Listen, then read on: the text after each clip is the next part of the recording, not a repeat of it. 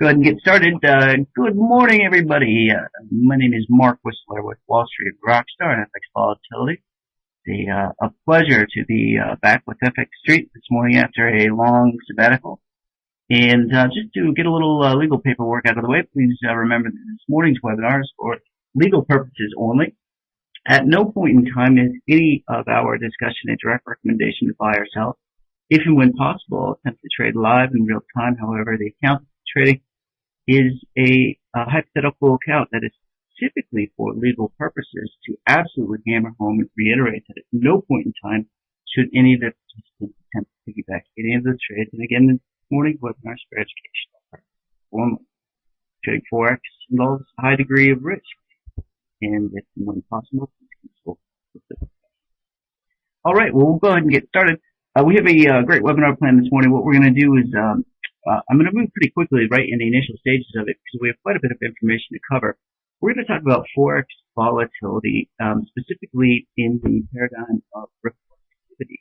And if anybody here is familiar with George Soros is a billionaire, obviously trader, and his larger paradigm of reflexivity is very incredible when it is applicable to day-to-day trading. However, for the most part, if you sit down and read his book, it's hard to tie his style of trading or the theory of reflexivity actually to our day-to-day trading as a retail trader, because he's a billionaire trader, he's able to take positions for 6 months with millions and millions of dollars, significant levels of risk, versus the retail traders maybe trading for 15 minutes to an hour. And it's just not the same paradigm. However, it is possible to merge the two. In doing so, we have to first understand indicator failure.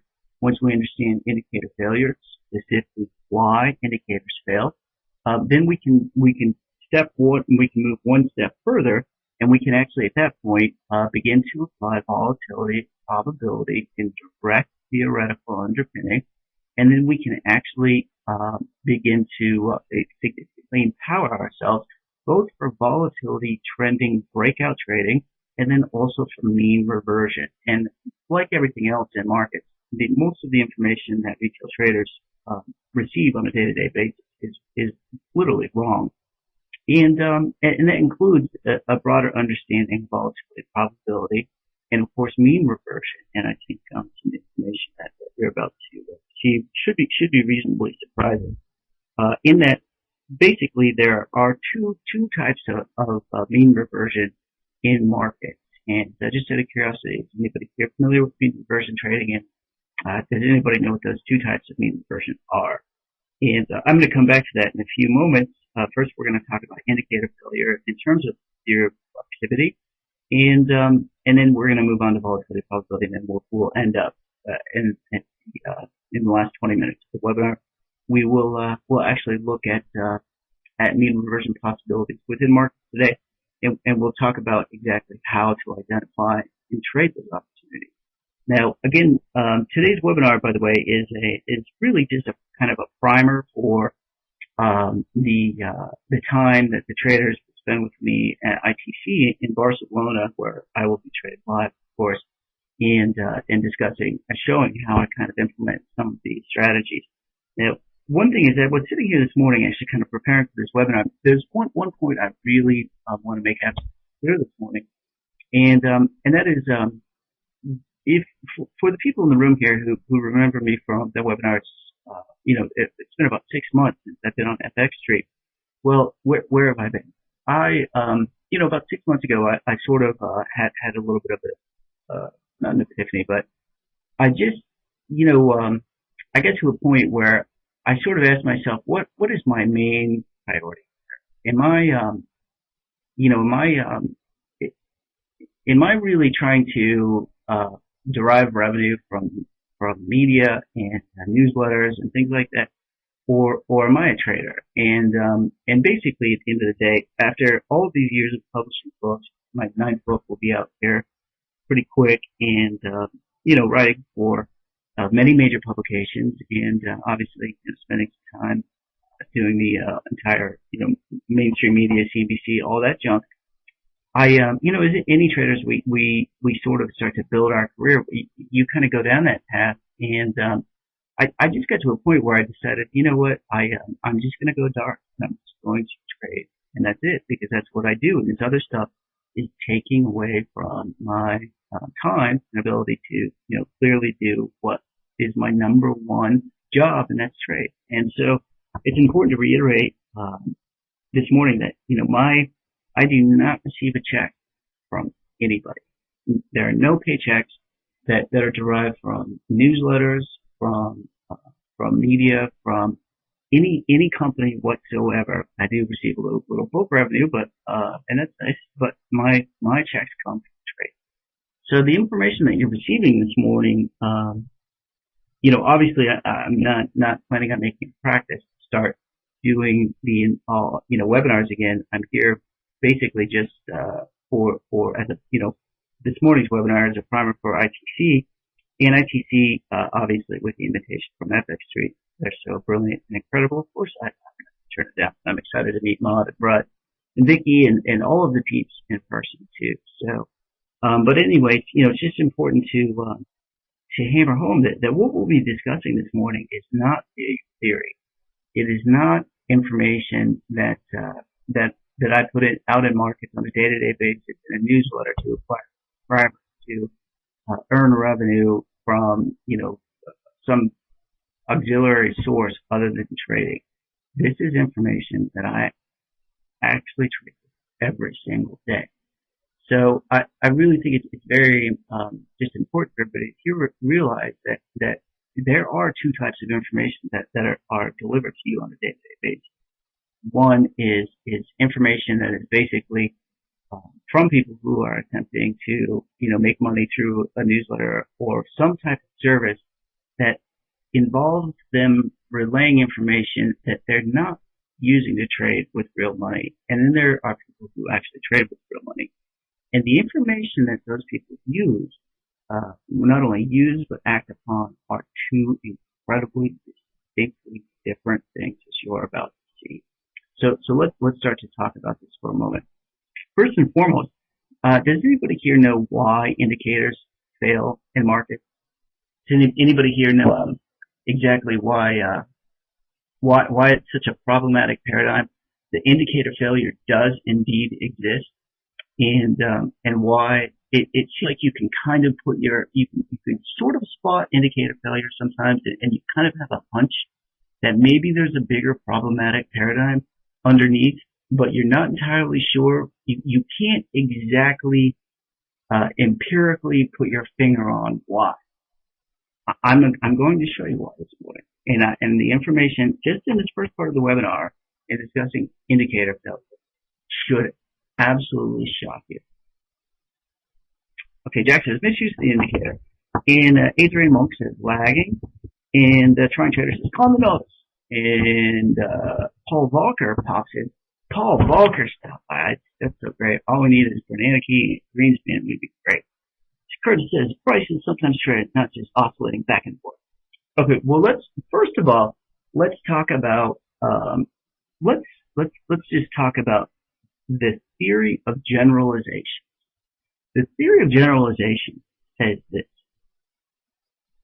if you truly do not have an explanation to empirically justify why what's happening is happening, then you must speak in generalizations that are absolutely, basically are circular logic, are not disprovable, and yet at the same time apply some type of credibility, some type of scientific related credibility to whatever you're actually using, when really at the end of the day what we're talking about is a false fallacy all along. Now let me give you an example of one specific example of this theory of generalization. Can anybody in this room give me a very specific definition for overbought or oversold? What does overbought mean? Any thoughts? Survey says, right. Here's the thing. You can't define it. It is such a vague crazy, Curtis says arbitrary term that is absolutely ridiculous when you think about it. Would you ever stand on the side of the road, and say you're standing on the side of the road with somebody, and that person, you see a car driving by, and this person next to you says, boy, that car is really moving. How fast do you think it's going? And you say, it's going pretty quick. Is that means that you don't know. You cannot specifically identify how quickly that car, you cannot say that car is moving 40 miles an hour, or whatever that would be in kilometers, 55 kilometers per hour. Actually, that would probably be, I guess, about 85 kilometers per hour, I think. Anyway, so the theory of generalization says the first premise of creating some type of indicator that absolutely is built for failure from the start is you must relay that information in generalizations where the trader who is receiving that information will never be able to specifically disprove you, because the generalization of the signal of which you're talking about is so incredibly absolutely vague in the first place. You will absolutely never truly win with that signal. What I'm talking about here is stochastics, specifically all of them, RSI, CCI, everything. I mean, every single indicator within market is literally set up for failure. Well, here's the amazing part about that is there's even a larger problem underneath. Let's just take stochastics, for example. What I'm going to do is I'm going to open up MetaTrader here. And by the way, I'm only going to discuss two indicators in terms of failure this morning. And the reason for that is because we just don't have enough time. However, I do have gone through every single indicator within market. And unfortunately, the same problematic paradigm is actually truly built into virtually every single indicator. And what's even more disturbing than just the theory of generalization being the actual justification for many of these indicators, what's truly disturbing is that actually within some of them, the math by which they are derived is completely, totally, and utterly wrong, and that has been for the entire history of markets, and people still continue to use the indicator. And let me give you an example. What I'm going to do here is I'm going to open up you should now see Meta Editor. And the reason why I'm showing you my editor screen, because we're going to discuss exactly the formula underneath stochastics. First of all, it's not a stochastic process. Second of all, if you check your the instant message box, what I'm going to do is I'm actually going to put the formula for stochastics as it is calculated right now, and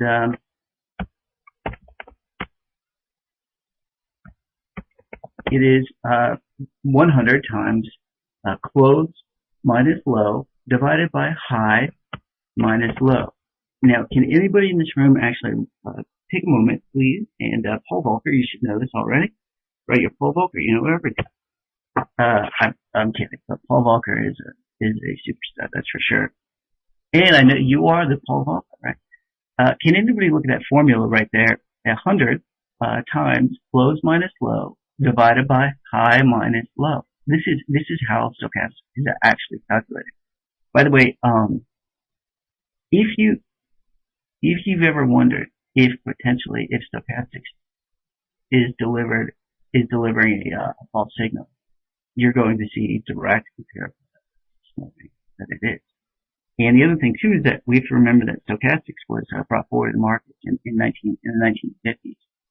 This formula right here, 100 times close minus low divided by high minus low, is the actual formula that was brought forward in the 1950s. That is the same formula that is used in every single charting platform and from every single mainstream source. MetaTrader, go to all of the main financial websites, even financial media, CNBC, Yahoo, Google. Open up their charts, put in stochastics. This is the same formula that's used. Well, here's the problem.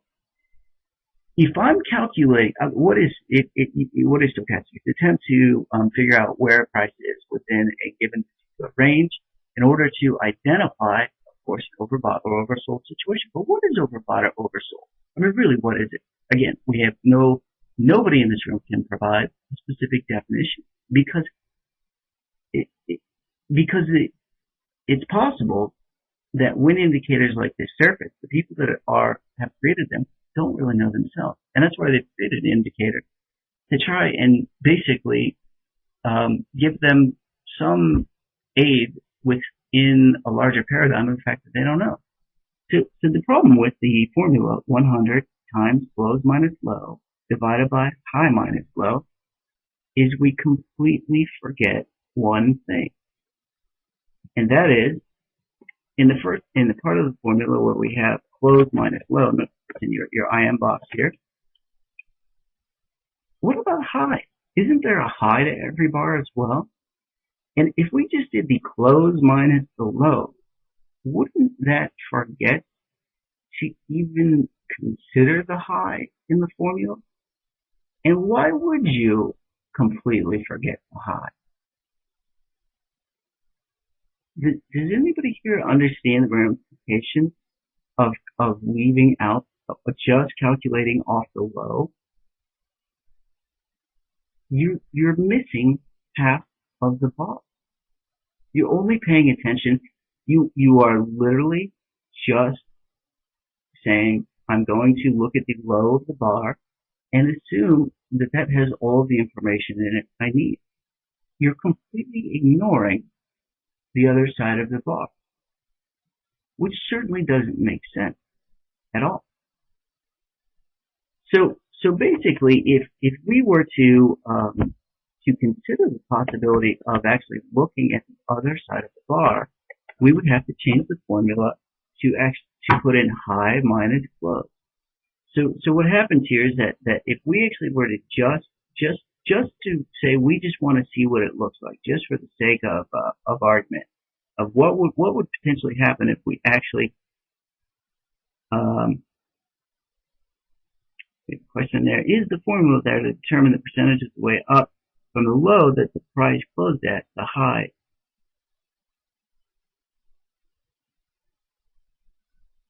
Okay, so Trader Mir, I understand what you're saying there. You're saying, is the formula there to determine the percentage of the way up from the low that the price?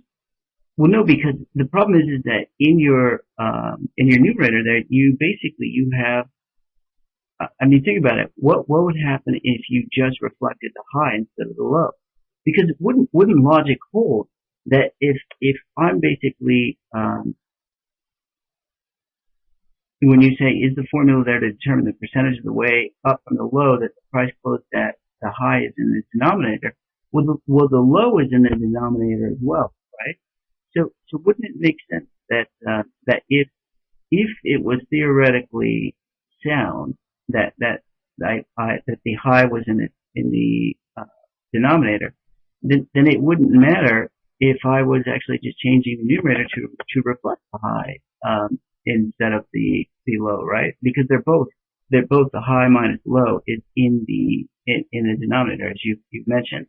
And so why do you have the high minus the low in the denominator? It's because you're basically trying to look at the total, obviously the total range of that bar from the day. So if you're actually in the denominator looking at the total range for the day, and Pizzazz says there's no sound. Is anybody else here? Is anybody else having trouble with sound? Right, Master FX1, that is exactly right. You're right, yeah. So, Pizzazz, I think that might be your computer. Maybe you need to reboot it. Maybe you need to turn the sound up a little. That could be that maybe your headphones or in your cup of coffee. I don't know. Okay, so anyway, if we were to take this formula and actually just change it, so what we're going to do is we're going to do just a quick math change here. We're going to do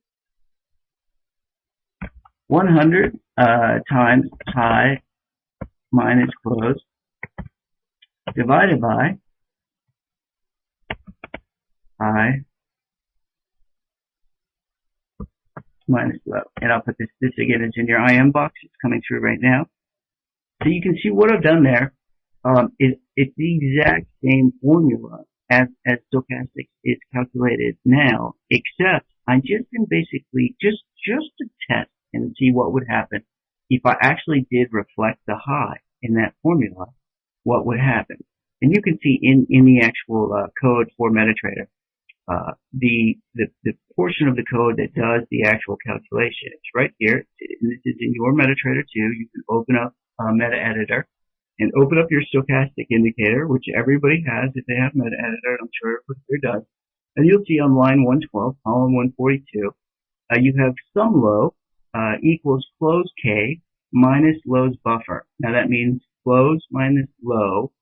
Then you have high minus low, which is the other side of that's our denominator, and then the actual division takes place. So what we're going to do here is we're actually going to basically just change that formula, and to do so, I'm going to save that here in just a moment. Let me open that guy.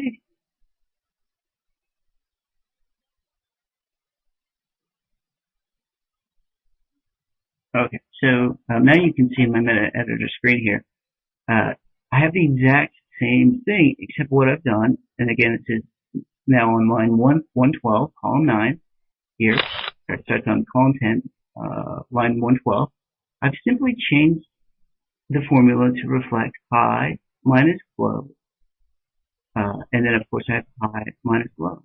So all I've done is just change the formula just to see what would happen if I did actually reflect that high. So now let's go back over and let's see what happens when we actually put that indicator into MetaTrader. Okay, so now we're looking at the pound USL on a 5-minute basis, and you can see I have my regular stochastics here, and simply just a 533, and it reflects close minus low divided by high minus low. So let's insert our indicator, stochastic indicator, that is the exact same, except we simply are reflecting the high.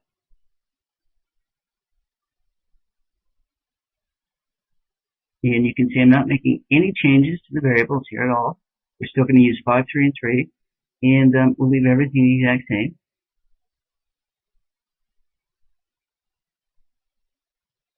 And what happens?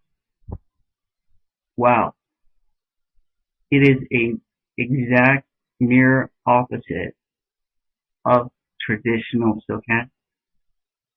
By changing the formula to simply reflect the high, we have an exact mirror copy, except signals are precisely on the opposite side of the range. What does that mean? It means that your stochastic signals are wrong 50% of the time. If you use stochastics as an indicator, the indicator is wrong 50% of the time. This is the same indicator that has been used in all of mainstream media since 1950. And it's still. Why?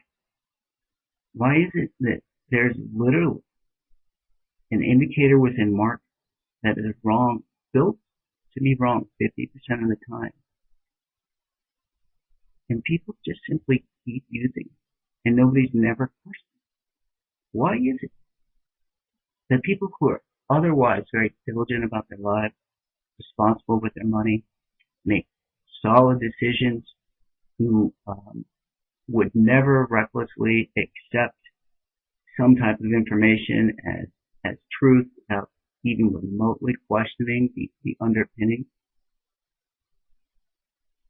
use these indicators on a day-to-day basis with real money in markets and never ever question the validity? Well, again, what happens is we have this theory of generalization that keeps us from doing so to start, in that we have basically a generalized term describing it in the first place. We have overbought and oversold. In the case of stochastics, we can absolutely specifically go into it and identify where the math is. Yeah. So we can actually change stochastic. By the way, in all this will go out in the indicator package for all the IT participants, and then I think it'll maybe eventually be available to the entire FX Street crowd, but that I think that's up to Mod and those guys. So I will package all these different indicators plus the fixed stochastics that I've actually corrected the formula itself and then recoded the indicator, and that will go out in that indicator package for those participants who register as well. So so that again, this is a primer for that for the conference. Well, here's the other thing too is that we'll ask yourself, why is it that after all this time that people continue to use this, and stochastic, and the math is broken, and the people who are supposedly professionals aren't even aware that there's a problem. Well, the problem is that if your own money wasn't on the line every day and you weren't losing money, you would never know that the indicator that you're using is broken. But it's when your own money is on the line, when you're a real trader, when you trade for a living, that you find out, or you start to look at what works and what doesn't. Otherwise, you keep losing it quick. And at the end of the day, this paradigm is so hurtful, and it is everywhere with the market. Let's talk about one more here. We're going to talk about volatility probability a little bit, and we're going to talk about one of everybody's absolute favorite indicators in the whole world. Anybody? How many people here love Fibonacci? Good old Fibonacci. The other thing too is I often don't talk about indicator failure, and in terms of ITC, I'm going to talk about a couple of indicators, but what I'm not going to, I can literally go through a spreadsheet that, details, for my own purposes, details why every single indicator fails, and also shows exactly where the math is, all that type of stuff. Why I really don't talk about it too often, and why actually I don't even do webinars anymore, is because it seems like even if you directly bring the information forward, most people don't want to know. They just keep going about it. And second of all, there are a lot of professionals who continue to use this information, and it's not my goal to discredit anybody or make anybody look bad. It's not my goal to be more right or bolster my own ego. And the only reason why I've sought out this information is because I want to make money, and I'm a trader, and that's it. And I'm not writing a column every day to try and make stock picker macro market calls so more people subscribe to my newsletter. I have to rely on this information to make money, and so it required that I went through and basically figured out exactly what's wrong. Now again, as I've sort of seen over the last last year, I kind of tried to bring some information forward in the webinars, and it was actually really kind of met with reasonable resistance. And I think that is one from the professional community, because nobody wants to admit that they're wrong, and then also from the retail community, because I think the retail community is so conditioned to believe, like literally for I think a retail trader to begin to trade profitably, you really have to deprogram yourself first and understand that all the information that you're given within markets is wrong and was wrong. And it's hard to believe that could be possible, but it is. And it's that deprogramming process at that time that really is so difficult for most people. So anyway, so let's take a look at Fibonacci here, and let's talk about exactly what the problem is within Fibonacci. Okay, so what we're going to do is we're going to take a peek at the Fibonacci retracement here. Everybody can see my 5-minute chart, and you can see that we come all the way up to obviously in terms of the rally here, that we just recently dropped back to the 38.2, obviously the 50, and now we're on our way to 1.8% retracement. Well, here's my question to everybody here, and please don't be afraid to speak up. And of course, many of my questions here are loaded, and so but please speak up with what you do understand about Fibonacci, because it's important for us to challenge the information that we have been given, and also to really critically think about the information we've been given. And the other thing that I want to mention is in the process of me personally, having figured out why all these indicators fail over the course of my years, it involved me also admitting to myself that I was wrong, that the information that I had accepted as truth was wrong, and that was a hurtful paradigm that basically probably triggered losses throughout my career. That had I actually challenged the information and found that the information was not correct in the first place, would have never had to go through those experiences. So what I'm saying is that if we can't admit to ourselves that if we can't recognize and be honest with ourselves and admit that the information is wrong in the first place, then unfortunately, we're just going to go about our business, carrying on with broken, hurtful information that never helps us actually see markets clearly in the first place. So part of the process is we all just have to kind of step back and say, I'm not pointing my finger at anybody for this broken information problem. It just is what it is. Because the bulk of the people who are bringing the information forward, people who don't have their money on the line every day. And then people who do come into markets and start to trade, how would they know to look for this damaging paradigm? I mean, you would sort of trust that these mainstream sources have done their homework. And so it's of no fault of your own. Nobody here is wrong, by having used this information in the past or have believed in it. But it's time now that we take a step back, we open our eyes, we think critically, and we challenge some of the information. Okay, so who here, can anybody here tell me why does Fibonacci work?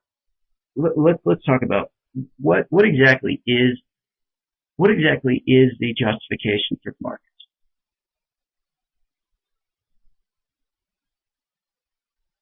I'm sure everybody here has one thing on the tip of their tongue, and everybody wants to say it, but nobody's typed it in the box yet. And what that is everybody's going to say, well, it's the golden mean. It's a behavior map. Nothing moves in straight lines, and people want to catch a trend. Of course, yeah, okay, that's great. Yeah, and those are great. Yeah, and those are great. But here's the thing: when we talk about and Donnie Ducati, that when you said a behavior map, I mean, obviously you have a great understanding of markets, because most people don't understand what a behavior map is, or that prices are really the empirical or visual representation of emotion actually affecting itself on markets. So, but here's the problem. When we say things like behavior map, or, nothing moves in straight lines and people want to catch a trend, or a call-in, they do not just sit up or down, or any of this stuff here. Jack, when you say don't know which fib line, the problem is here is that all the justifications here, and by the way, these are all right answers. So I'm not picking on anybody or whatever. Every single response here is right. But it all falls back to the theory of generalization. If you have an indicator that potentially might be problematic from the get-go, the only way to discuss it or justify it is to think and speak in generalization. And that should be the number one red flag to let everybody here know that there could be a larger problem underneath the actual indicator itself.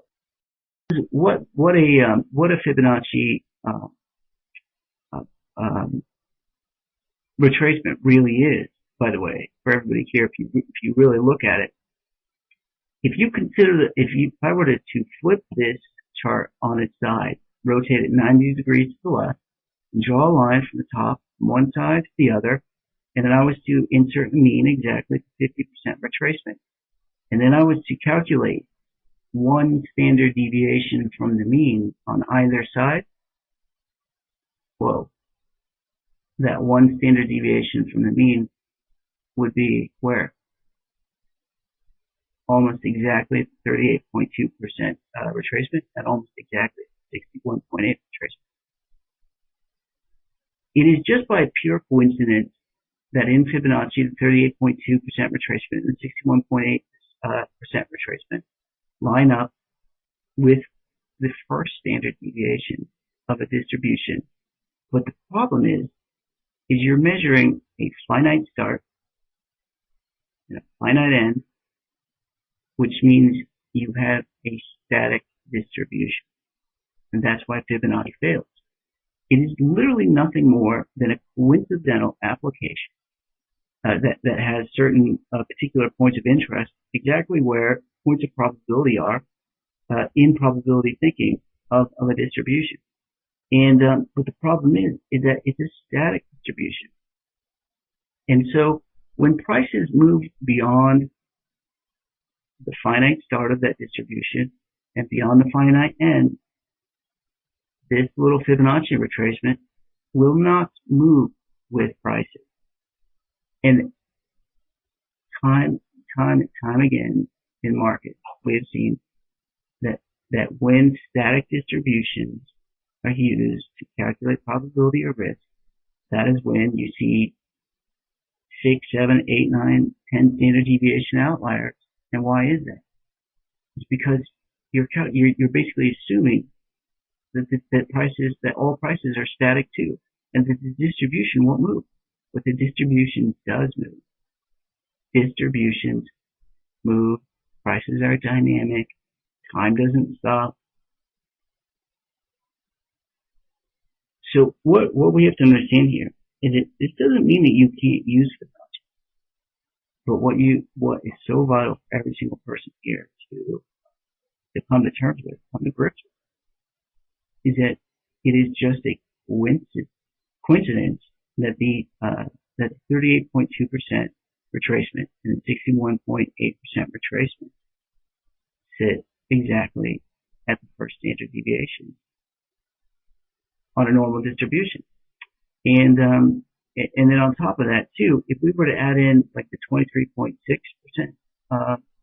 retracement, where is that? Coincidentally, it happens to sit almost exactly at the second standard deviation. Now here's the thing. When I speak in terms of distribution, one of the most common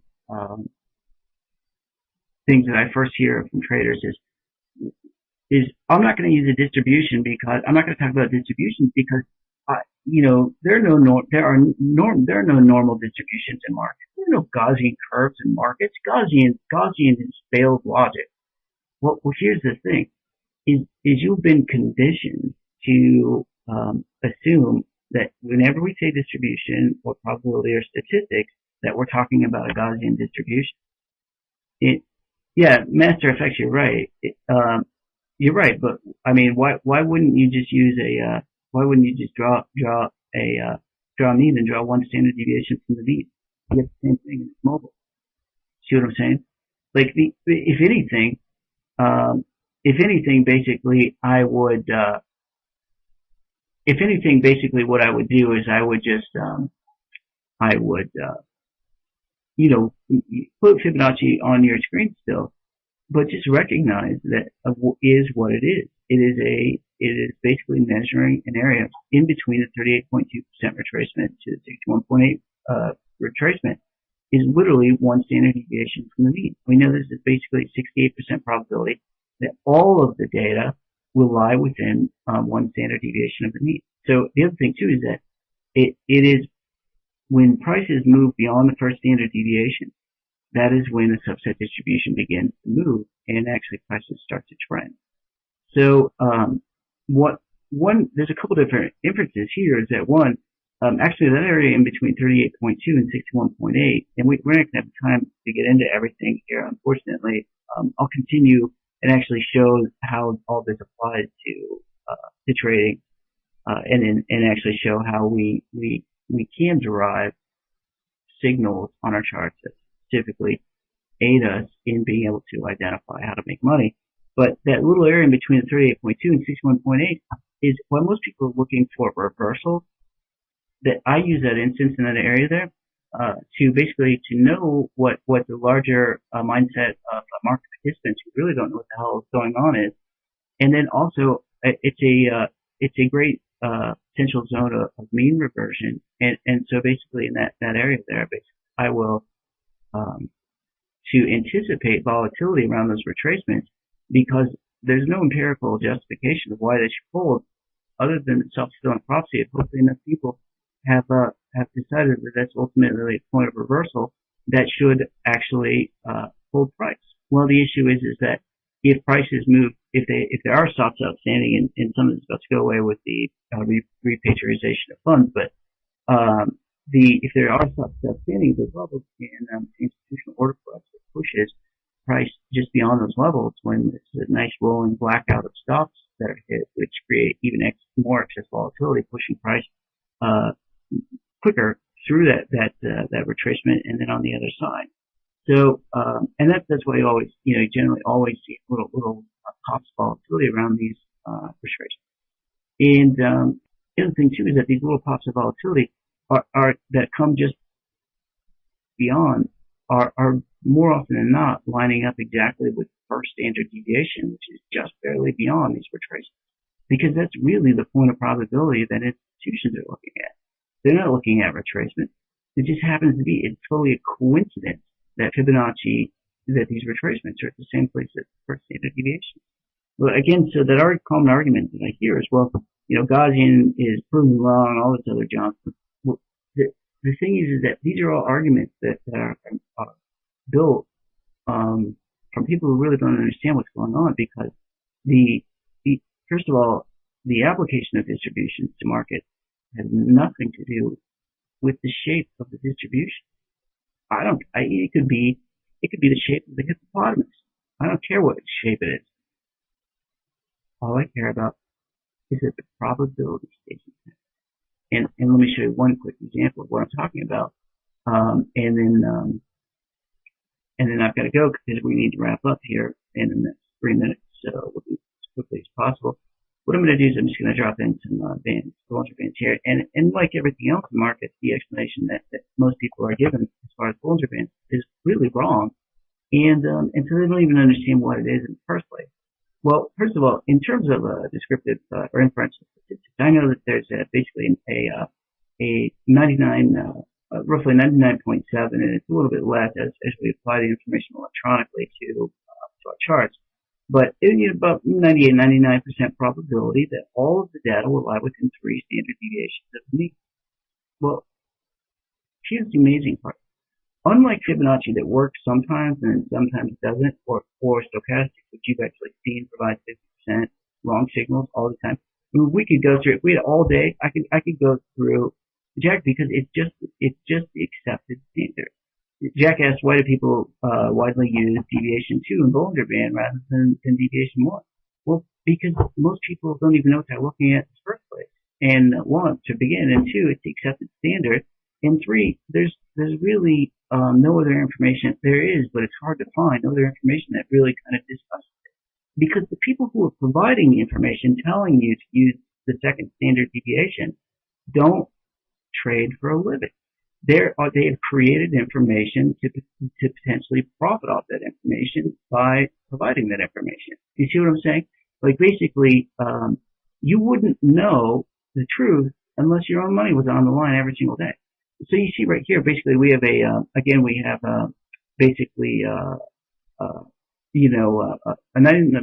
roughly 98, 99% probability that all data will lie within 3 standard deviations of the mean.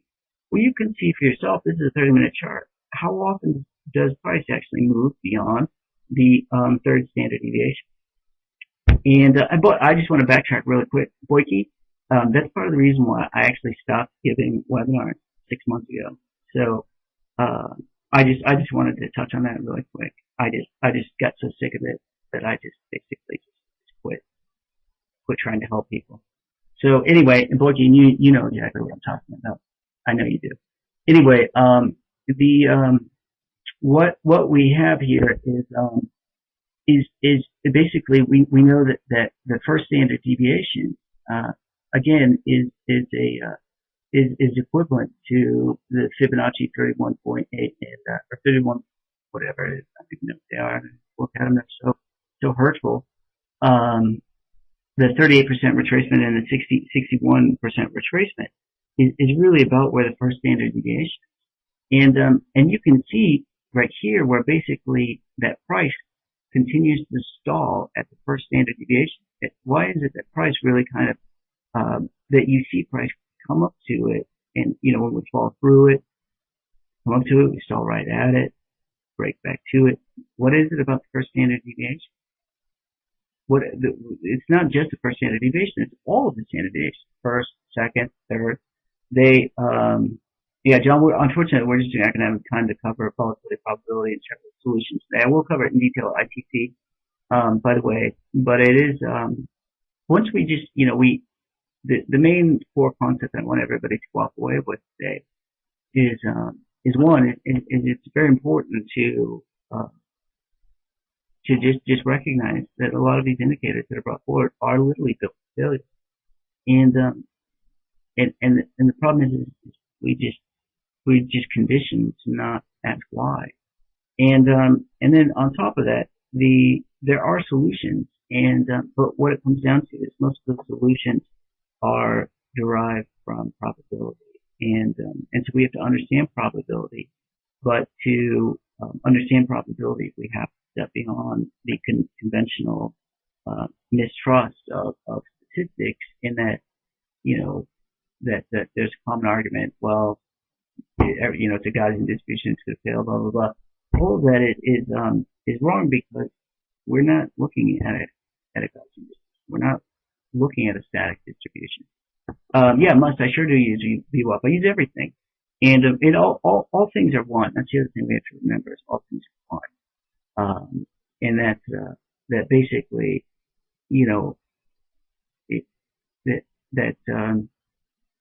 that all time frames are one. Every time frame is visible through one time frame. All indicators are a derivative of price action. And actually, indicators are really, by the way, there's two types of indicators. There are indicators that are a symptom, and there's indicators that are results. And this, again, is information you're not going to hear anywhere else, because the people that sort of basically who try and justify these things probably don't trade with real money, and I don't think that they've ever had to really sit down and justify and figure out what's up. Well, when you think about it, a runny nose is a symptom of a cold. If you have no other identification that a cold exists in your body, a runny nose is a pretty clear signal, because it is a symptom of the larger underlying problem. Well, probability is basically, it's a symptom of price action, but it's price action magnified. And so what it does is it allows us, once we start to implement the strategies, it allows us to actually, one, not only have a probabilistic method of approaching trading, but two, it also is a leading indicator, because it's sort of a magnification of the larger paradigm that is truly occurring under the surface, and that is prices are moving based off of the emotions of human beings who are making the decision to buy or sell. Well, here's the difference between a symptom and a result. A fat lip is the result of somebody getting punched in the mouth. But the amazing part is that, say, you could get slugged in the mouth one day, and then the next day you get a cold and a runny nose, and you run across a stranger, and the stranger sees you, and they think that maybe you have a fat lip because you have a cold and you got a cold sore. Well, that's not the case at all. The fat lip is a result of a event that has occurred and that is not continuing to occur. A fat lip is a result of being punched in the mouth, and once you've been punched in the mouth, unless you obviously are some way engaging in behavior that continues to obviously perpetuate that fat lipness, and that you're getting slugged again and again and again, that it is simply something that the fat lip cannot occur or cannot surface unless the punch is taken place first. Versus a symptom is something that takes place concurrently with the event that's transpiring. And so what I'm saying is that basically a result is something that has a finite start and a finite end, but only after something has occurred.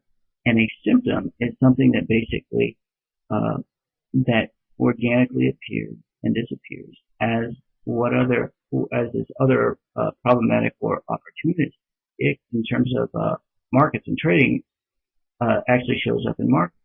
So basically, Fibonacci retracement is a result. It is something that appears that has a finite start and a finite end only after another event has occurred. And that event is a large rally or a massive sell-off. And that's when, so you have that, and then the large rally or massive sell-off, and the result is a measurable range, which people can apply Fibonacci retracement to, not realizing that all they're really doing is looking at static distribution.